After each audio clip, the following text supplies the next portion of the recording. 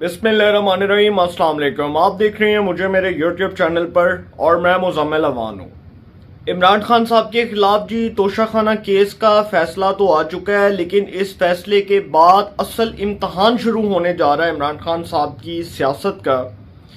और इस सियासत का अब नया रुख क्या होगा इसके ऊपर तो बाद में बात करूंगा, लेकिन ये बताता चलूं कि इमरान खान साहब जो हैं वो पाकिस्तान की पॉलिटिक्स से, पाकिस्तान की सियासत से 5 साल के लिए एलिमिनेट हो चुके हैं। पार्लिमानी सियासत से वो 5 साल के लिए एलिमिनेट हो चुके हैं।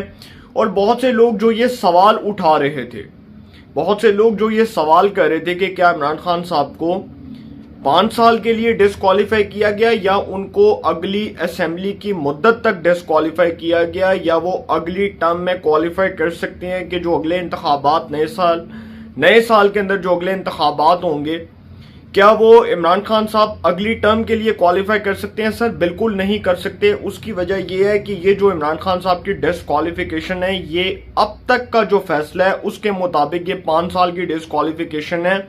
और इमरान खान साहब जो हैं अब वो कहीं से नहीं बच सकते। अब वो अदालतों में जाएं, सुप्रीम कोर्ट से पहले वो हाई कोर्ट में अपील कर दें। और आपको शायद याद होगा कि इमरान खान साहब जो अभी तक ये बात कर रहे थे कि जी मैंने आज तक कोई करप्शन नहीं की, मैंने आज तक कोई माली बेज़ाब्तगी नहीं की, मैंने आज तक पाकिस्तान का 1 रुपया नहीं खाया। सर इमरान खान साहब के ऊपर इस बात की मोहर तस्दीक लग चुकी है और उनके नाम के ऊपर इस बात की मोहर ने यह साबित कर दी है कि इमरान खान साहब जो है वो फॉरेन फंडेड भी हैं।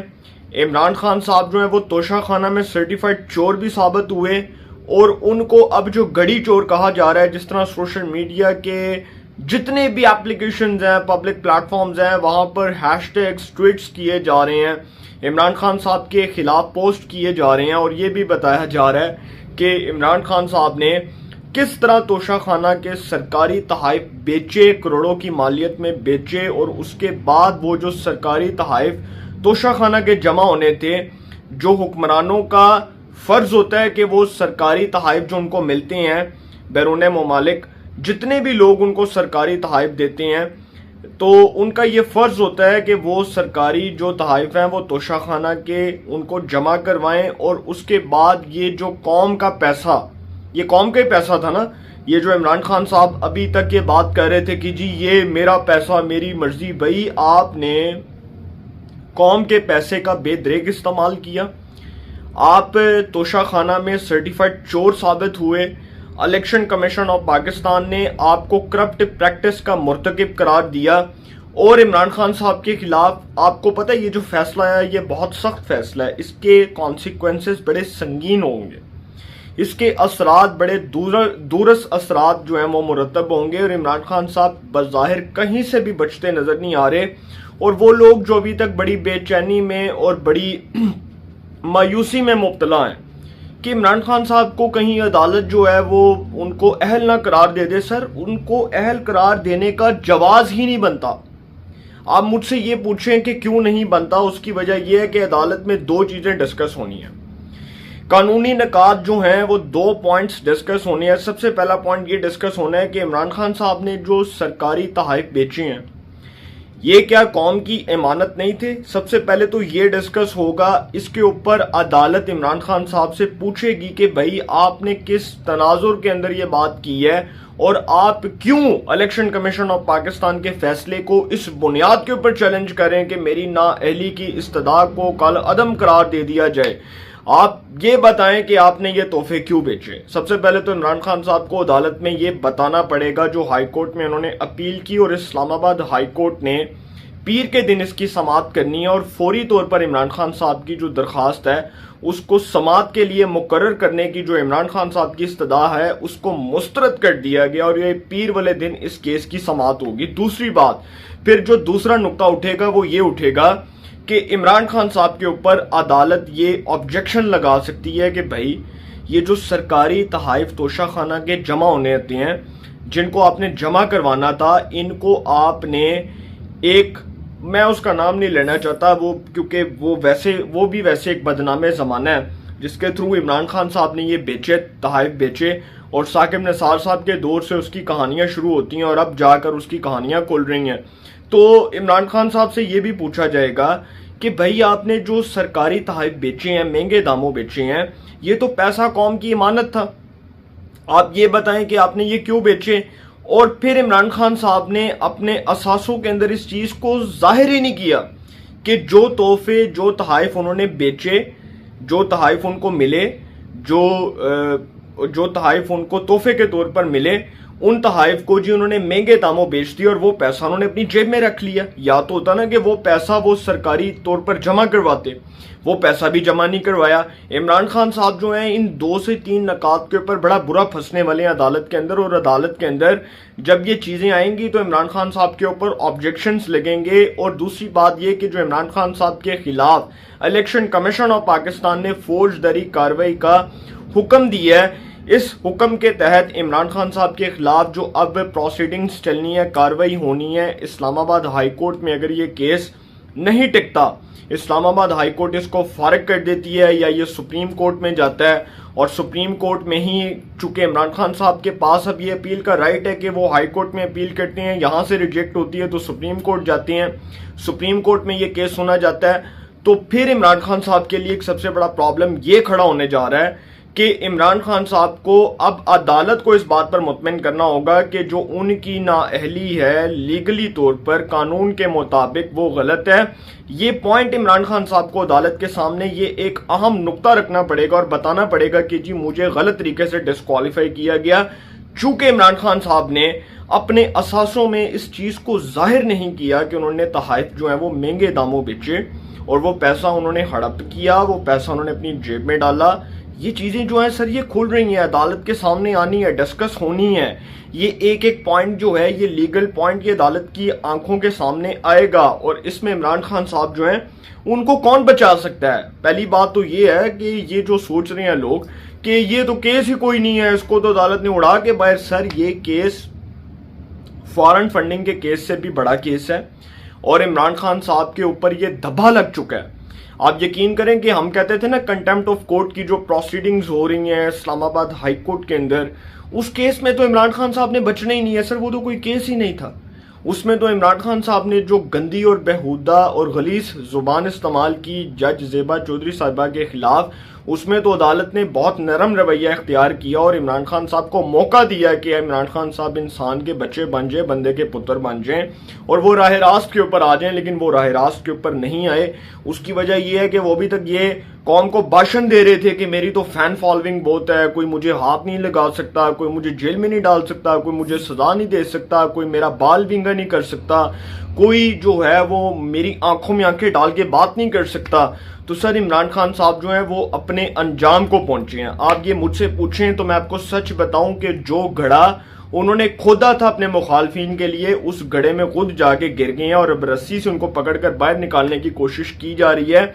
लेकिन इमरान खान साहब जो हैं वो फेल हो चुके हैं, उनकी सप्ली आ चुकी है, वो बिल्कुल नाकाम हो चुके हैं। और अब ये आपको ये बात मैं बड़े जो है वो बड़े आपको वसूख से ये बात कह रहा हूं कि इस्लामाबाद हाई कोर्ट से अगर उनकी अपील रिजेक्ट होती है तो सुप्रीम कोर्ट ऑफ पाकिस्तान में वो किस मुंह से जाएंगे।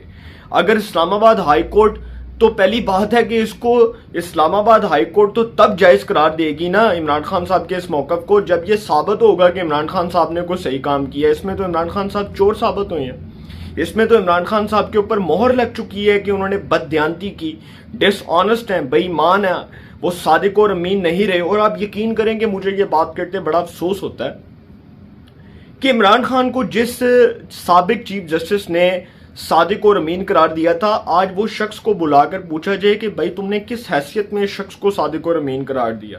तुम्हारा जो फैसला है उसको इलेक्शन कमीशन ऑफ पाकिस्तान ने उठा के रद्दी की टोकरी में फेंक दिया है और बिल्कुल 100% दुरुस्त हकायक के मुताबिक उठाकर बाहर फेंका है, क्योंकि उसमें साबित हो चुका है कि इमरान खान साहब जो हैं वो तोशा खाना में घड़ी चोर साबित हुए हैं।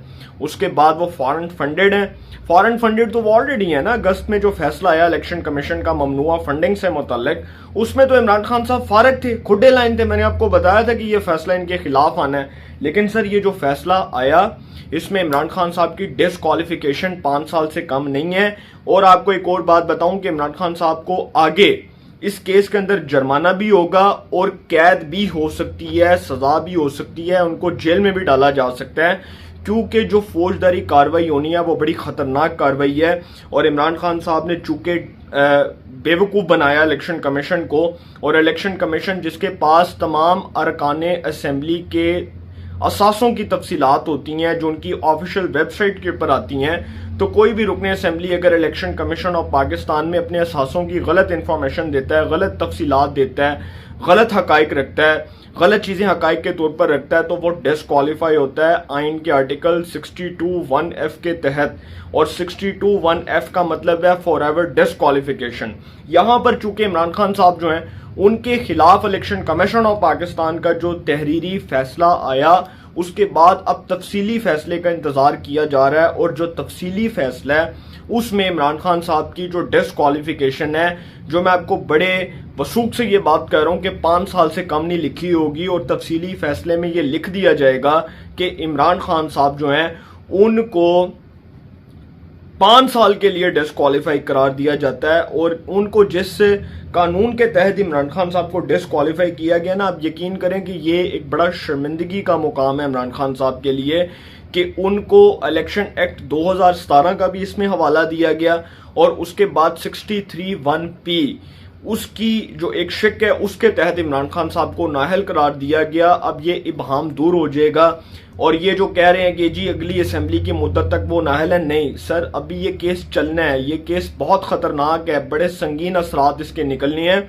और इस केस ने अब ये भी तय करना है कि इमरान खान साहब के खिलाफ इस केस में मजीद चीजें सामने आनी है। ये इमरान खान साहब जो है ना, जो अभी तक ये समझ रहे हैं कि अदालत तो मेरी पॉपुलैरिटी को देख के जी इस केस को पकड़ेगी और ये इस केस को कलअदम करार दे दिया जाएगा इलेक्शन कमीशन के फैसले को, नो, नॉट एट ऑल, कभी भी ये नहीं हो सकता। उसकी वजह यह है कि अब इस केस में मजीद जो है वो इंकशाफात होने हैं, मजीद हकाइक सामने आने हैं, और इमरान खान साहब जो है उनकी मंजी ठुक गई है। अब ये कहें कि मंजी नहीं मंजा ठुका है।